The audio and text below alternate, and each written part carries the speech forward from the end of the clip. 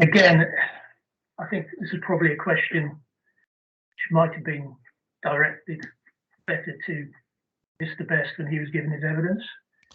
You know, all I can say, Mr. Robson, is that, you know, in our assessment, we believe that the quantitative need is significant, and I believe that we've demonstrated that through the evidence that we put in front of this inquiry. Sorry, it may be the way I'm putting the question. So you saw Mr. Mitchell's late evidence that found that the overtrading at Rose Hill dipped below the 80% threshold once Barnby Dunn and Retford are a maturity. Yes? Yes, but I'm not sure we've agreed with that. No, I'm not for one moment suggesting that you agree. Please don't mistake me. I'm talking about weight. So the assessment will be done now by the inspector, determining which of the evidence she prefers. But if the inspector follows Mr. Mitchell and to some extent Mr. Hodgson's evidence that there is below 80% trading at Rose Hill after Barnby Dunn and Retford, then there would be no residual need to be met, would there? Yes, but on that one element of, you know, the assessment of need, but of course the assessment of need covers other factors as well. It does, and on that point of assessing need, there would be no weight that could be given to any reduction in trading levels at Rose Hill delivered by this scheme, because it's already below 80%, delivering a quality service.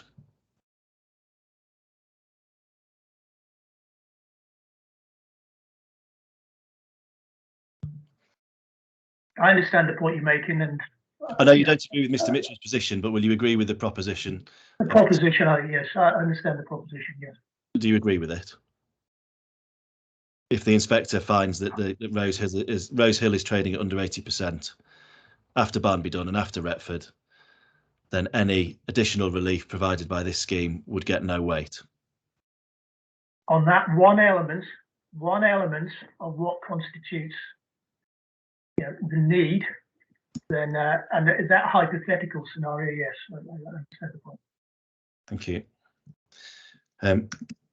With regard to the Western Arc, then turning westward, you agreed that the inspector would need to identify the level of need and its location. I mean, that's as clear as day in everybody's evidence. The level of overtrading at the Western Arc, we know where it is in terms of Barnsley, Pontefract, and Rotherham. The scheme's level of impact on that need, the scheme doesn't bring any of the crematoria below 80%, does it?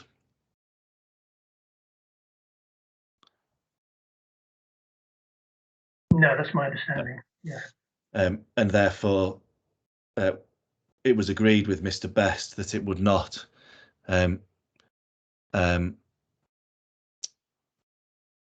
not enable or increase opportunities to make improvements to the quality of the service. That was agreed with Mr. Best.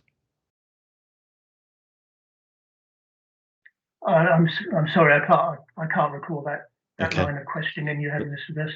If the inspector can recall that the reductions, being that they don't get the trading level to below 80%, doesn't provide the opportunity to make qualitative improvements.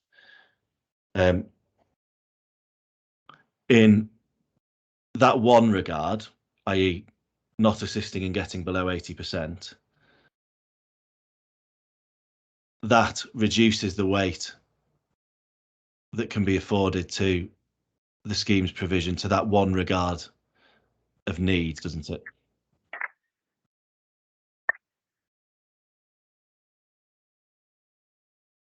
On that one measure, yes, but you know, it'll still make a contribution.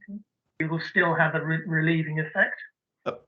Absolutely, and very fairly, Mr. Mitchell said that it would be a significant effect on overtrading, and answers were given by Mrs. Sudders in cross-examination this morning, which the inspector will have a note of, and you've given your evidence of it. but in terms of the impact on the Western Arc, your case is that it is the weight given by the reduction, given as a weight as a result of the reduction in overtrading.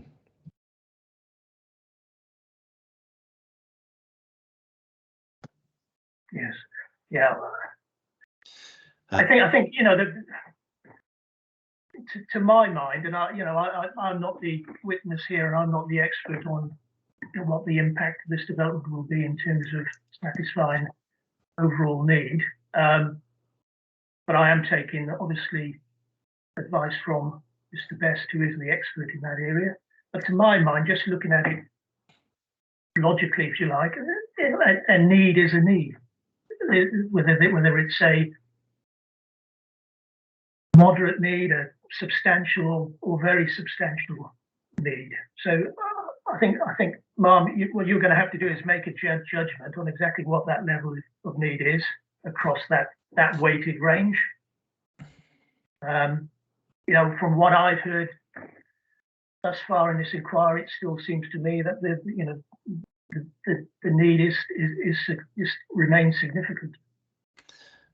And the second part, which you agreed to in the two-stage approach, first part is assessing the first element of that is assessing the impact on the level of need, and the second part you agreed to is whether the proposal is best located to meet that need.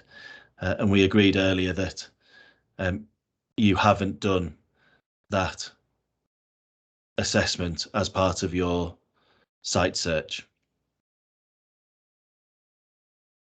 That's correct, albeit that the site is still conveniently positioned to have a relieving effect on those 3 crematoriums. Thank you. You then list in benefits the economic benefits. You've given your weight, Mrs. Sudders has given hers. Environmental benefits, biodiversity. The inspector has evidence from both council and appellant on that. Just one brief point quickly about the increasing public access to the green belt. Yeah.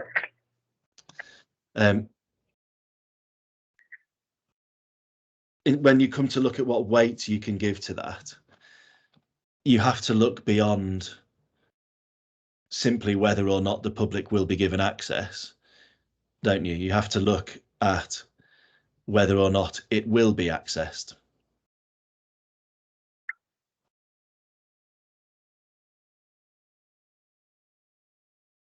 Put more straight.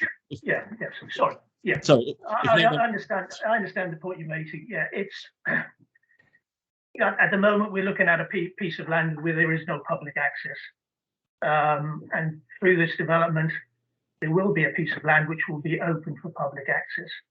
How often and how well used that public access will be, who knows? But the opportunity, it does create a further opportunity for a publicly accessible piece of open space within the green belt. Yeah, absolutely. You're not going to be prosecuting people for trespass if they come onto the land, is what you've said. But if nobody other than people using the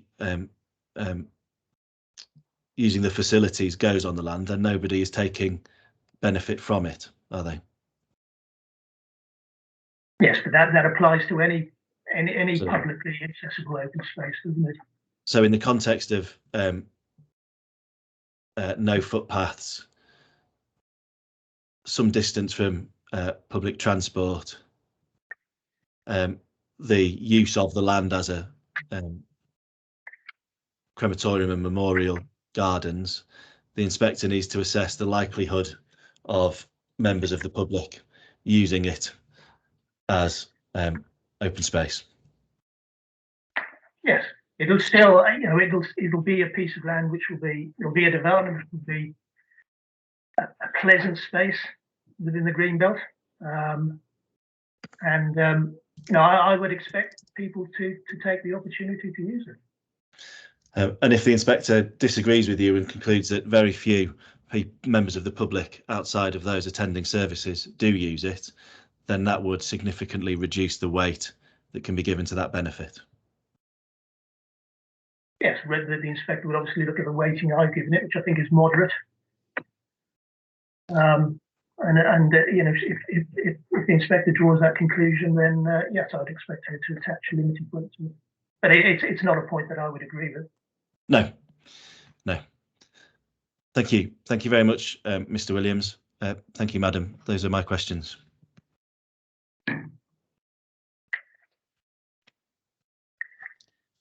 Thank you very much, Mr. Robson, Mr. Williams. Mr. Barrett, are you ready to commence your cross-examination? Looking at your timing, may just fit in before lunch. Thank you, ma'am. Yes, I'm more than happy to go if Mr. Williams is. Yeah, sure. Is that Mr. Village? You've appeared. Is that okay with yourself as well? Okay, thank you. Mr. Barrett, you may proceed. Thank you. Thank you very much. Good afternoon, Mr. Williams. I'm going to begin by trying to put the information before the inspector into a chronological context. Can I ask you to turn up core document B8, which is the planning statement that you signed off, I think you were explaining to Mr. Robson a moment ago.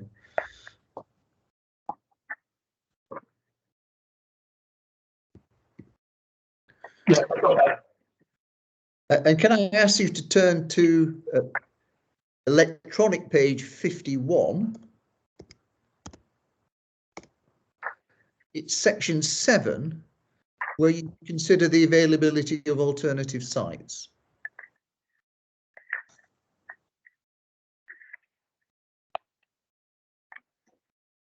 Yes. We'll read 7.2 together. There's a couple of factual matters that I think are incorrect, but I don't think much turns upon them. This practice was commissioned by the applicant to identify potential sites for a crematorium development in November 2016. The area of search as centred upon north of Doncaster. The search area was shown on the plan at Appendix 5 of this planning statement and was determined further to demographic search, which, amongst other matters, considered demographic age profiling, spread and density of mortality, and the location of existing crematoria facilities. The reason for selecting the target search area is explained in the Montague Evans needs statement. The area of search was wholly within the administrative area of Doncaster Metropolitan Borough Council. The search plan identified known policy and technical constraints such as greenbelt areas of special landscape value, heritage sites, nature conservation, high flood risk. Sites which have been allocated for employment were also identified on the search area. It should be noted that greenbelt policies apply to the western half of the search area. The catchment area for the proposed crematorium is to the north of Doncaster and bounded by Thorn to the east and South Kirby to the west, stretching north to the M62. Do you see that? Yes. If I then go to the plan, the plan is on page 91. It's the plan that is reproduced in Mr. Mitra's evidence, is it not? Yes. The only addition being Mr. Mitra has identified the location of Barnby Dun, hasn't he, on the plan? He has, yes. If you look at the bottom right hand side, the dates of the search plan, unless I'm very much mistaken, show March 2015. Your eyesight's better than mine. I can't read that, I'm afraid. What you have to do is open it up. I'm looking at a hard copy of it. Oh, okay. Well, if I'm wrong and my eyesight is defective, somebody can tell me. But looking at that, that sounds about right. This plan was produced before I was appointed by Dignity, so I was appointed in November, well, towards the end of 2016, and this plan had already been produced. So yeah, 2015 it might well be, yeah. So the position would have been that the search had commenced, albeit your involvement in that search comes later. The search commenced around March. No, the search, we did the site search around November, I think, November 2016. No, but your clients may have commenced somewhat earlier. If they drew up this plan, it was specifically for a site search plan. I'm not aware that they had. My recollection was that when I was contacted by Mr. Lathbury, I should explain that this is in the context of a number of site searches I was completing at the same time, not just in this particular area. Mr. Lathbury employed my practice to look at these plans and start trying to identify sites. But I'm not aware, I don't believe that there's been any sort of search exercise completed before my involvement. Okay, well, perhaps we'll draw a discreet veil over that because I don't believe anything will turn upon it. But at the time that the planning application came to be submitted, so somewhat after your involvement, the Memoria site came forward and would have been, on your analysis, a preferable site in policy terms to meet the need, policy and need terms to meet the identified need to the north of Doncaster, wouldn't it? Well, that's why I got its planning permission.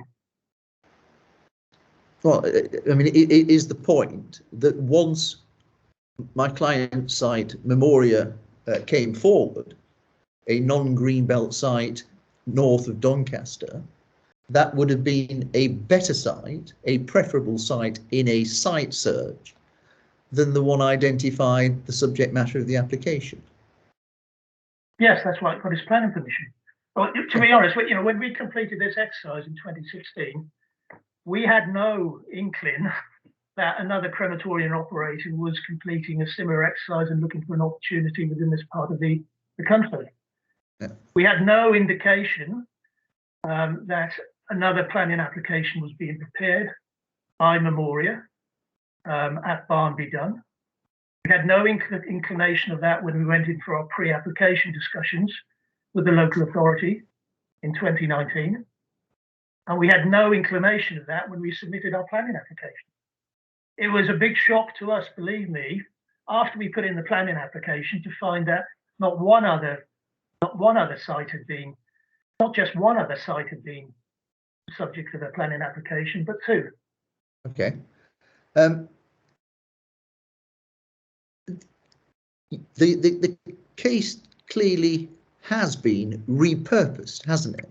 Because if I look at that planning statement, whilst Barnsley's overtrading is mentioned, there is virtually no mention whatsoever of Pontefract and Rotherham as being part of a case to meet the need for this particular crematorium. No, and that causes us, that causes us no embarrassment. The situation we found ourselves in was that a planning application was going forward by the council. The three applications were going forward by the council concurrently. The Barnby Dun planning application was being recommended for approval. That planning permission was then granted. So we then had to reconsider whether or not there would continue to be a residual need for an additional crematorium, and it's on that basis that we presented our evidence for this inquiry. The point that I'm putting to you is that the need case has been repurposed in the light of the Barnby Dun planning permission. It's been reconsidered, recast, yes. Right. Because, and the reason why it's been recast is because the need that was specifically identified in the planning statement and need statement for that matter was a need arising from north of Doncaster and the overtrading specifically of Rose Hill. I wouldn't disagree with you. Right. With the benefit of hindsight, Mr. Williams, if Barnby Dun had, for example, been permitted before the site search, it would, in your judgment, have been unlikely that the current appeal site would have been regarded as an appropriate candidate where the focus of need was the Western Arc, wouldn't it? I think that, I'll try and put this as clear as I can. Had the Barnby Done planning application been consented before we put in our application to the local authority in 2019, had that been the scenario, then we might well have reconsidered whether or not to submit the planning application based on that case. Okay, well, thank you very much. But we might well have put in a planning application based on the case which is now before this inquiry. Yes, you might have done, but that's less likely, isn't it? I mean, if well, you're... I wouldn't just, no, I don't think so. I think we put forward a very substantial case and reasoning behind the choice of the site, given that residual need and all the other benefits. Okay, now, Mr. Williams, had Barnby Done been permitted before you had, let's say, contractually committed to the site, it's unlikely that this site would have been brought forward as an application in that location if the purpose was to meet a need substantially to the west of it and in the Western Arc. I don't agree. I'm sorry, Mr. Williams, I cut across you. Sorry, I don't agree. Okay. Let's discuss now the approach to decision making by the inspector. Mr. Robson has covered much of the ground, but there's a couple of points that I want to take up with you. Section 38, subsection 6, you've mentioned in your evidence, we are therefore agreed, I'm assuming that the determination of this appeal has to be in accordance with the development plan unless material considerations indicate otherwise. Correct? Yes.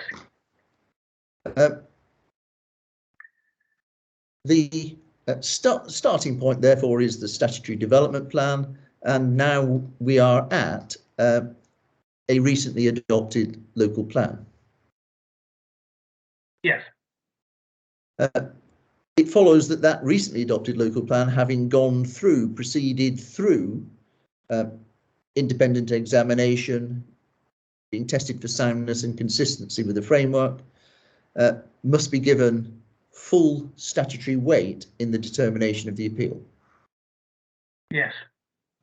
In fact, I'd go a bit further. There would be no basis whatsoever for that plan to be given any reduced weight. Correct. Okay.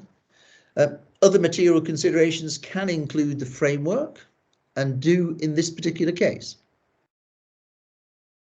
Yes.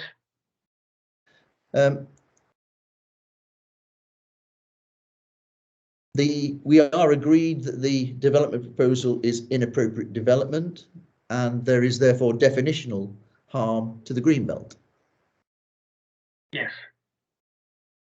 As I understand the case that you wish to put is that because you consider the test of very special circumstances is made out, the proposal would comply with both statutory policy and framework policy. Yes. The converse must be true. I'll make submissions on that answer in due course because I consider it's not a robust legal point, but the converse must also be true. That if very special circumstances aren't found to exist, you are not putting forward any other case for the grant of planning permission, are you? No. And your expectation would therefore be that the planning permission ought to, consistent with your own professional judgment, be refused in those circumstances. Yes, we recognise that very special circumstances is a bar that we need to get across. Yes, and where the threshold is engaged, the harm that's identified, and I'll come back to that in a moment, has to be clearly outweighed by other considerations. And there's an emphasis I've put on clearly outweighed.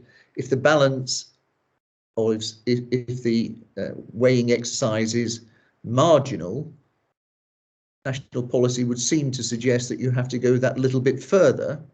There has to be an obvious and clear outweighing of such harm? Well, ultimately, that's the judgment for this inspector. Oh, well, absolutely right. But if she's of a mind that it's pretty finely balanced, then that would not entitle her to conclude that there had been a clear outweighing of the harm.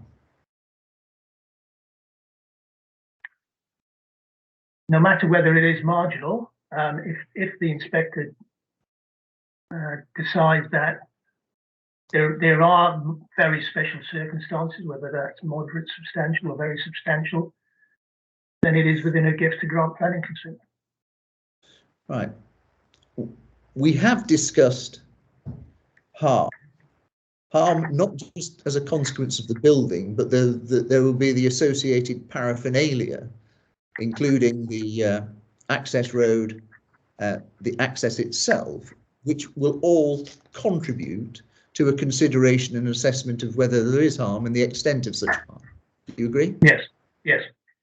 Do you also agree that the fact that the building will be put to use and there will be therefore vehicular movement, I understand sort of low-level bollard lighting in the winter months, all that will also be part of the assessment of harm?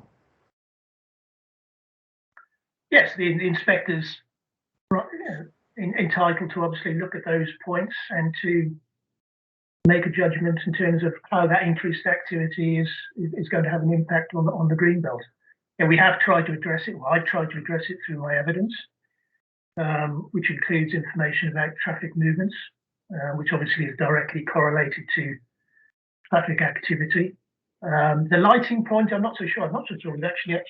We've actually suggested what the lighting scheme will be for the site.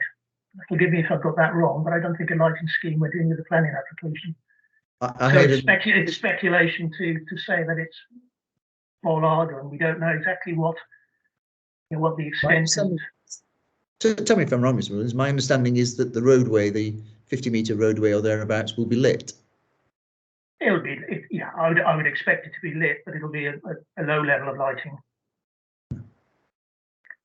I think that's probably what I heard. I thought I'd actually heard bollard lighting, but if I'm wrong, it's something the inspector can take into account, albeit a matter that's going to be considered at a later stage if permission is granted. Can I ask you to be for the transport statement, because I want to get a handle on the extent of movement. The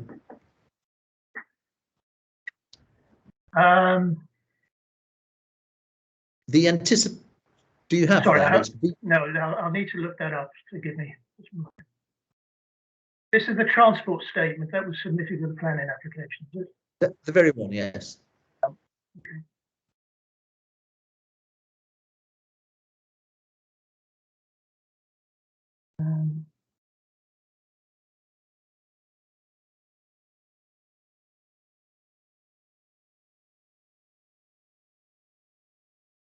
Yes, I've got an electronic copy of that now.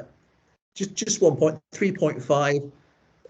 The assumption made by your transport consultants is that the attendees will arrive by motor car. Yes. Comes as no surprise. If you go then to page 8, it's page 8 of the document.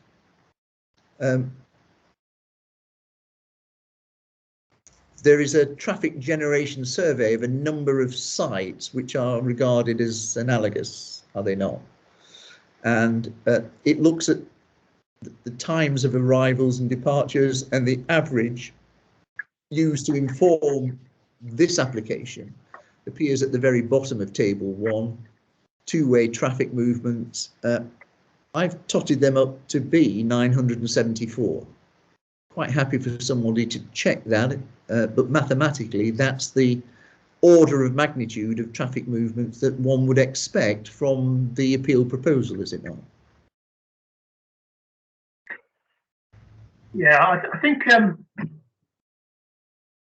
probably I can provide some assistance on this table, because I think that it does need to be explained. And And it is a table that I've reproduced, and well, it has been incorporated within the technical note. That's the BWV technical note that's at Appendix 3 of my evidence. So what it does, it provides traffic numbers, average traffic numbers, across 4 crematoriums, which are within Dignity's portfolio of sites. Now, whilst some of those numbers may appear high in the inter-peak period, they do need to be interpreted with a little bit of caution, and I say that for a couple of reasons. Firstly, the range of vehicle activity, the range of vehicle numbers, which you can see in that table, they will change depending on the individual crematorium. So Wyre Forest, for example, if you look at the numbers for Wyre Forest, that has a high number of vehicle activity, certainly by comparison with the Basingstoke traffic numbers around that sort of lunchtime into peak period. But that disparity could well be due to the fact that Wyre Forest also has a cemetery, and there are going to be different variations depending on the size of the population catchment area that each of these crematoriums serve. Now, I've spoken to Mr. Lafferty about this, so I could see why it might end up being highlighted to me as an area of concern. And Mr. Lafferty considers that the Weir Valley crematorium is probably a more comparable crematorium to the one that we're proposing here at Brodsworth. And also, just one final point, and sorry, I won't take up too much more time, but if you look at the number of vehicles that are spread over the start and end of each of those 1 hour survey periods, that's quite helpful, because by way of example, again, if you look at the slot ending at 1 o'clock at Weir Valley, you can see that there are, or that in that particular survey, there were 92 vehicles in and 72 vehicles out, making a total of 164.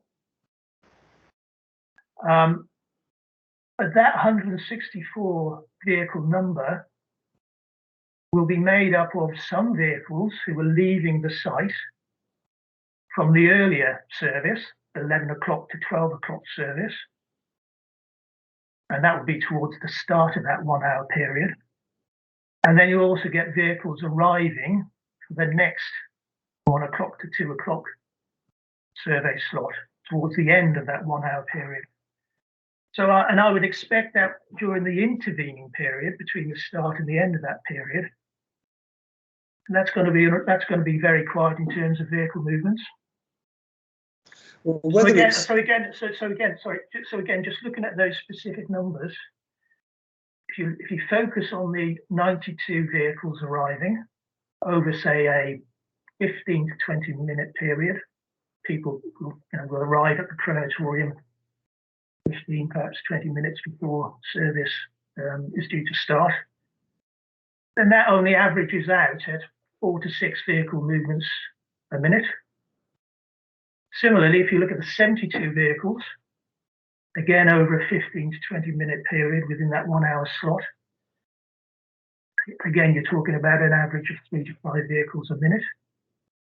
So I think it's important just to, take those numbers in context, because I can understand why anybody looking at that table without that contextual commentary might look at those numbers and think, what a great deal of traffic there is going to be on the local road network.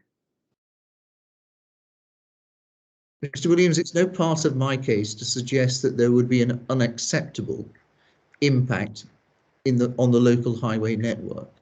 What I'm drawing to your attention, and if I focus correctly on what you've just told me, Weir Valley as something analogous or more likely to be analogous than the average of the four sites, then Weir Valley itself is of the order, if not more than the figure I put to you, 974 two-way traffic movements between 9 and 6 o'clock, or the hour ending at 6 o'clock. That's the order of movement, some of which will be, how can I use this expression, lumpy, because they'll all be arriving and departing within a sort of 10 to 20 minute span. Is that correct? Yeah. So all that means is that they would be very much more pronounced and noticeable than the intermittent movement, the occasional movement, one every minute or so. So whichever way you cut it, whether you look at it as a total or whether you look at it as a lumpy progression throughout the course of the day as services begin and end, one will see considerably more, let me put it this way, considerably more traffic movement associated with this development. There will be no mistake as to what this development is, and there will be no mistake but that it will generate levels of traffic which would be completely inconsistent and incongruous with a rural area. Correct? I wouldn't agree with that, Mr. Barrett. I don't agree that the vehicle movements that we're talking about are going to result in activity which is going to be inappropriate for this particular area. And if we're having the conversation about, if we want to have a conversation about the tranquility of the green belt, then let's not forget that at this end of the site, at the road end of the site, you have got a road at the moment which has vehicle movements going across it, and you've got the backdrop of the A1M motorway as well. So there are some urbanising influences there already, and when it comes to don't let me mislead you. One of the reasons we selected this site is because it is in a tranquil setting. But if you actually look at which parts of the site are more tranquil than others, it's the lower part of the site, which is enclosed by the wooded area, and that's where most of the activity around the building in that location is going to be focused. Okay. Can I ask you to turn to table 5 of this study, please? Again, it is drawn upon the previous sites. This is the section that deals with parking, and I don't think Weir Valley can be an appropriate comparator to the appeal site, because Weir Valley, I note from paragraph 5.4, only has some 54 parking spaces.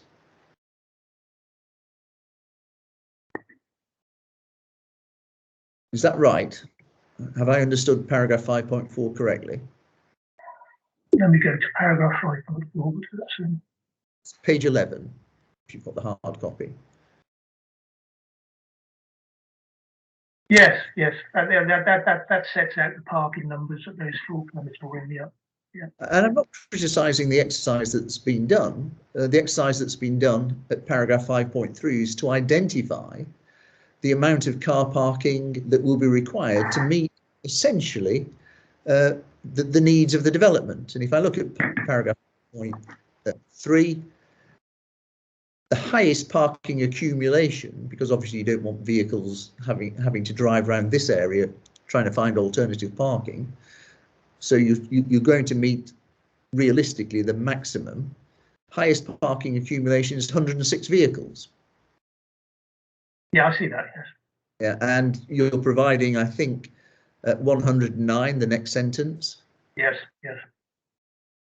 Now, the inspector will have to come to a judgment that on those occasions, and those occasions will tend to be the middle of the day because of the popularity of parking spots, this location will be subject to a number of vehicle movements, and the car park, when it is full, will be visible.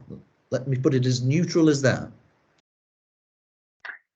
Well, there's 2 points there, aren't there? And the first is, you know, we designed the car park such that it's sort of future-proofed, if you like, that it's, you know, it'll be adequate to accommodate a number of vehicles that may be on the site in the event, and I emphasise that point, in the event of an extremely busy crematorium service.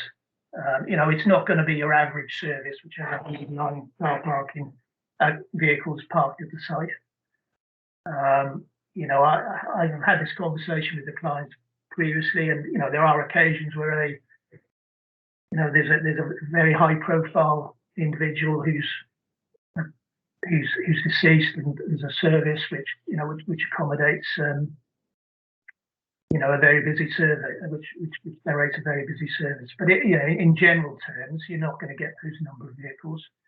And you know, when the car park has vehicles on it, the car park has been positioned within the site deliberately to make sure that its visual impact is minimised. Yes. If I look to Table 5 itself and the heading accumulation, that gives one an indication, again, consistent with the appellant's case, that of course the use of the crematorium at the beginning and at the end of the day is much more muted, because those are not the popular slot times. But if I look at the popular slot times from 10 o'clock onwards to about 4 o'clock, one can see that's the sort of hourly parking requirements that one would expect on the appeal side. Yeah, not necessarily would expect, but it's designed to accommodate that sort of level of usage. And just going back to the point very briefly about traffic activity, it is an important point, and I have put this in my evidence, that you know, we mustn't lose sight of the fact that those local roads, when they are at their busiest, will be the periods when there's very little activity going in and out of this site. And the converse is that there will be other times when there is considerable activity, when the roads are probably at their quietest. When the roads are at the quietest, yes. Yeah. As I said, no problem with a capacity or a safety issue arising from the traffic generation. It's an impact issue, as I'm sure you appreciate, Mr. Williams. You're nodding. Okay, let me try and draw the threads together of see if we can agree the correct approach that the inspector will take to the consideration in this case. You've been taken to paragraph 148 of the framework. Can I sort of summarise it as it's like an algorithm, isn't it? What one starts with identifying definitional harm, other greenbelt harm, and any additional harm beyond greenbelt harm. Yes. And one, once one has established that, one then considers whether the very special circumstances are identified, the burden being on the appellant or applicant in such a case, whether they clearly outweigh the harm that's been identified. Yes. Okay. Now, in terms of harm, we've agreed that there's the definitional harm arising from inappropriate development itself. Yes, we do that, yes. There's other greenbelt harm, including harm to the purpose of including land within agreement. In this particular case, the third issue, encroachment. Yes. And in terms of that encroachment, one needs to take into account the associated metal roadway and the access and the landform changes, etc. One looks at it as a whole. Yes, you're not just looking at the building itself, yes. Landscape character, there's obviously a difference of view expressed by Mr. Kirkpatrick on one hand, and then the local planning authority and Mr. Taylor on behalf of my clients on the other. I think I'd be right in saying that there's an acknowledgement of some harm. The professional judgment of the landscape witnesses is markedly different, however, in terms of the extent of that harm. Yes. There's a visual amenity point. Now, I think in fairness, Mr. Taylor didn't overemphasize this. It can be seen from the nearby community woodland that's just been created from, just been reclaimed as I understand it. But again, that's something that the inspector herself can make a judgment on. She's heard Mr. Kirkpatrick's evidence, she's heard the council's evidence and Mr. Taylor's evidence. Correct? Yes, and yes, the inspector will understand the difference of the professional opinion. So, you know, our position is that harm is very low. Yes, precisely. I mean, I put to Mr. Kirkpatrick, and I think he accepted that his assessment of the Greenbelt harm was the lowest conceivable harm that one could have. It was definitional harm, essentially. Correct. And that's that has fed into your analysis of this algorithm that I put to you in paragraph 148, hasn't it? Yes, yes. If we then consider what goes into the very special circumstances case, again, the inspector is going to have to grapple with a conflict of evidence between the parties, and when I include my client's memoria in that, in terms of the case on need, because the parties are miles apart on that. The inspector is going to have to come to a conclusion on what the need is for a crematoria in this location. Yes, it's not an easy job, is it? I haven't suggested it is. I don't think anybody else has. Now, there are then other considerations that your client have placed before her that contribute employment benefit, but that's obviously self-evidently associated with the provision of a crematoria, and an environmental, biological improvement associated with the development of the site as part of the, well, it goes beyond mitigation. There's an enhancement according to. Yes, yes. Yeah. So it's not mitigation, except that's got to be put into the equation as part of your very special circumstances case. I don't think I've missed anything now, have I? It's essentially a need case articulated by Mr. Best, and then other benefits, including employment and an ecological benefit. Yeah, don't forget the public access. Won't forget the public access, but I remind myself of what Mr. Robson and yourself discussed a moment ago. So drawing those threads together, the inspector, having identified the harm, having identified the very special circumstances and ascribing such weight as she considers appropriate to those matters, she must then arrive at a conclusion whether those very special circumstances clearly outweigh the harm. Yes. Okay. Thank you very much, Mr. Williams. I've just got a notification that my sound quality is defective. Can people hear me? My laptop's telling me there's something. Yes. Okay. I can hear you. Williams, yes, those we can hear you. Okay, thank you very much. Those are all my questions. Thank you very much, Mr. Williams. Thank you, Mr. Barrett and Mr. Williams. Looking at the time, I think it would be a good time for lunch.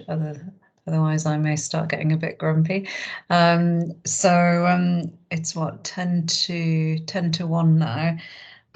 We've made good progress today. Is 10 to 2 okay to reconvene after lunch?